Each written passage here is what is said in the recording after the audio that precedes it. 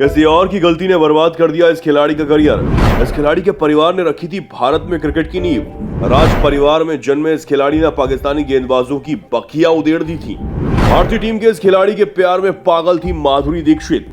भारत में क्रिकेट का नशा किस कदर है ये किसी से छुपा हुआ नहीं है। अब तो गांव की पगडंडियों से लेकर शहर के चौक चौराहों तक क्रिकेट का फीवर देखने को मिलता है। तो क्या ये किसी एक साल या एक दशक में हुआ? जी नहीं, इसके लिए भारतीय जाबाजों ने सालों मेहनत की है। पहले विदेश में जाकर क्रिकेट खेला, फिर देश में क्रिकेट को स्थापित किया। उस दौर में भारत ही नहीं विश्व भर में हॉकी का जलवा था। तब क्रिकेट के बारे में इक्के दुक्के लोगों को जानकारी हुआ करती थी। क्रिकेट को लोग अंग्रेजों का खेल कहते थे, लेकिन अंग्रेज इसे एक जेंटलमैन गेम कहते थे। इतना ही नहीं, गुलाम भारत में क्रिकेट के बारे में अंग्रेजों के मन में यह धारणा थी कि भारत कभी ये गेम को नहीं खेल सकता।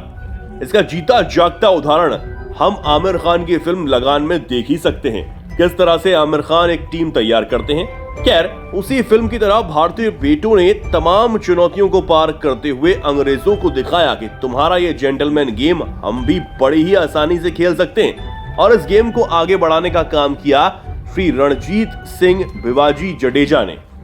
रणजीत सिंह पहले ऐसे व्यक्ति हैं जिन्होंने इंग्लैंड में जाकर सक्सेस और फिर बाद के समय में इंग्लैंड के लिए क्रिकेट खेला था।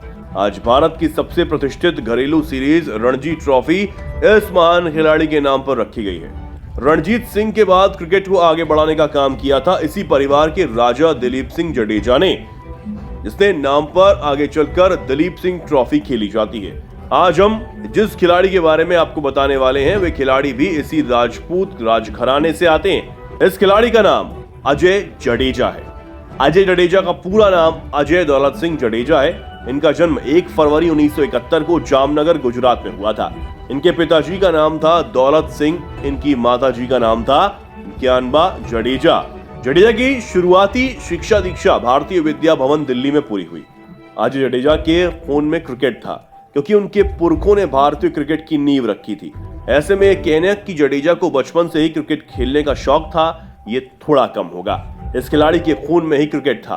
बचपन से क्रिकेट खेलने के कारण उन्हें हरियाणा की घरेलू टीम में खेलने का मौका मिल गया।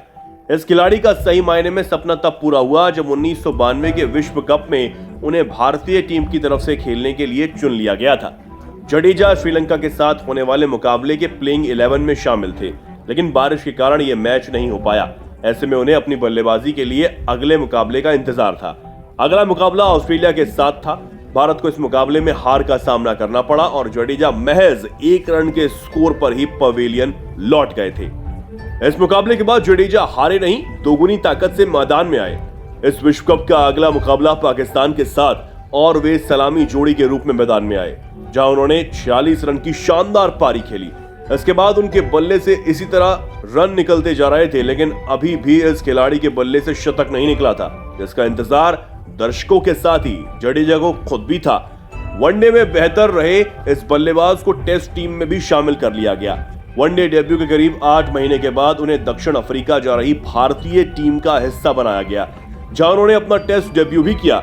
इस दौरान जडेजा का वनडे और टेस्ट मैचों के प्रदर्शन चलता रहा और वे टीम के एक नियमित खिलाड़ी के रूप में उभर कर सामने आए।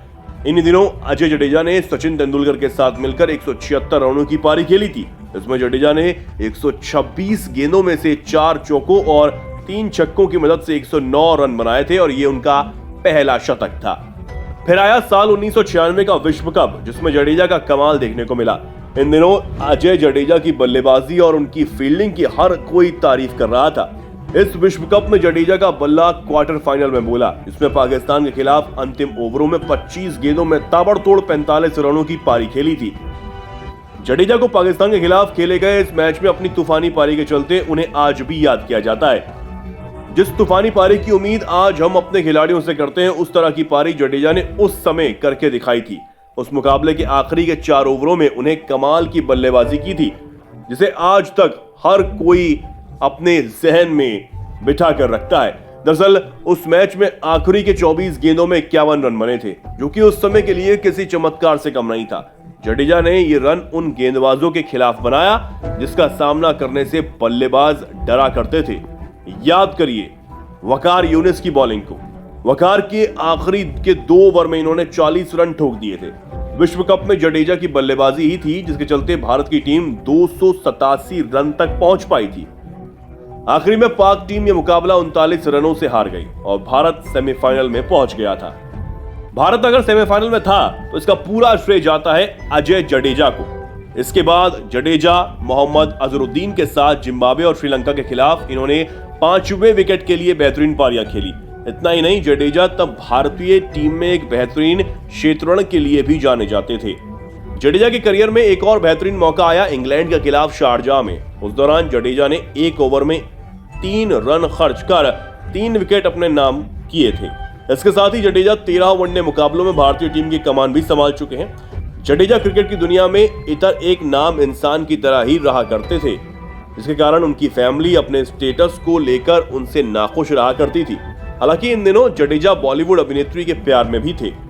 उन दिनों जडेजा और माधुरी के प्यार के चर्चे खूब हुआ करते थे। कहते हैं इन दोनों की मुलाकात एक मैगजीन के फोटोशूट के दौरान हुई थी। इसके बाद दोनों की दोस्ती हुई और बाद में इन दोनों की दोस्ती प्यार में तब्दील हो गई। जब बात शादी की आई तो जडेजा के घर वाले शादी के लिए तैयार ही नहीं हुए और इस तरह से जडेजा और माधुरी की प्रेम कहानी पर ब्रेक लग गया। इन दोनों की एक और घटना थी। अजय जडेजा का नाम मैच फिक्सिंग के मामले में आ गया था। दरअसल हुआ यह था कि दिल्ली पुलिस ने दक्षिण अफ्रीका के कप्तान हेंसी क्रोनिये और बिजनेसमैन संजय चावला की रिकॉर्डिंग को सुना। इस पूरे मामले में भारतीय कप्तान मोहम्मद अजहरुद्दीन और अजय जडेजा का नाम आया था। हेंसी क्रोनिये ने दक्षिण अफ्रीकी कोर्ट के सामने मैच हारने के लिए रुपए लेने की बात स्वीकार की थी। हालांकि हेंसी क्रोनिये ने दक्षिण अफ्रीकी कोर्ट के सामने मैच हारने के लिए रुपए लेने की बात स्वीकार की थी। इस दौरान उन्होंने ये भी बताया था कि साल 1996 में कानपुर टेस्ट के दौरान बुकी की तरफ से उन्हें पैसे दिए गए थे। इस पूरे मामले में अजहरुद्दीन, अजय जडेजा, नयन मोंगिया का नाम सामने आया था और बीसीसीआई ने अजहर को आजीवन क्रिकेट पर प्रतिबंध लगा दिया था। तो वहीं जडेजा सहित अन्य खिलाड़ियों पर 5-5 साल का प्रतिबंध लगा था। प्रतिबंध लगने के बाद जडेजा ने अदिति जेटली से शादी कर ली। अदिति देश के एक बड़े राजनीतिक परिवार से संबंध रखती हैं। आपको बता दें कि अदिति जेटली समता पार्टी की अध्यक्ष रह चुकी हैं। अदिति और अजय की शादी घर वालों की मंजूरी से हुई थी। इधर साल 2003 में अदालत ने जडेजा के ऊपर लगा प्रतिबंध भी हटा लिया। हालांकि हेंसी क्रोनिये की एक गलती के कारण भारत का एक होनहार खिलाड़ी को खो दिया था। जडेजा ने अपने जीवन का आखिरी वनडे मुकाबला 3 जून 2000 को पेप्सी एशिया कप में पाकिस्तान के खिलाफ खेला था। इस मैच के दौरान उन्होंने 93 रन की शानदार पारी खेली थी, लेकिन इस मुकाबले में भारत को हार का सामना करना पड़ा। जडेजा पर लगे प्रतिबंध हटने के बाद उन्होंने संन्यास की घोषणा कर दी। अजय जडेजा के क्रिकेट करियर की बात की जाए तो इन्होंने अब तक 15 टेस्ट मैचों में 576 रन बनाए। इस दौरान इन्होंने 4 अर्धशतक भी लगाए। वनडे मुकाबले की बात करें तो 196 मुकाबले खेलने का मौका इन्हें मिला, जिसमें इन्होंने 5359 रन बनाए। इस दौरान इनका हाई स्कोर 119 रन रहा। इस दौरान इन्होंने 6 शतक और 30 अर्धशतक भी जमाए। गेंदबाजी करते हुए 20 विकेट अपने नाम भी दर्ज किए, जिसमें 3 रन खर्च कर 3 विकेट अपने नाम दर्ज किए। फर्स्ट क्लास क्रिकेट की बात करें तो 111 मुकाबलों में उन्होंने 8100 रन बनाए। इस दौरान उन्होंने 264 रन भी बनाए। इस दौरान उन्होंने 20 शतक और 40 अर्धशतक भी बनाया।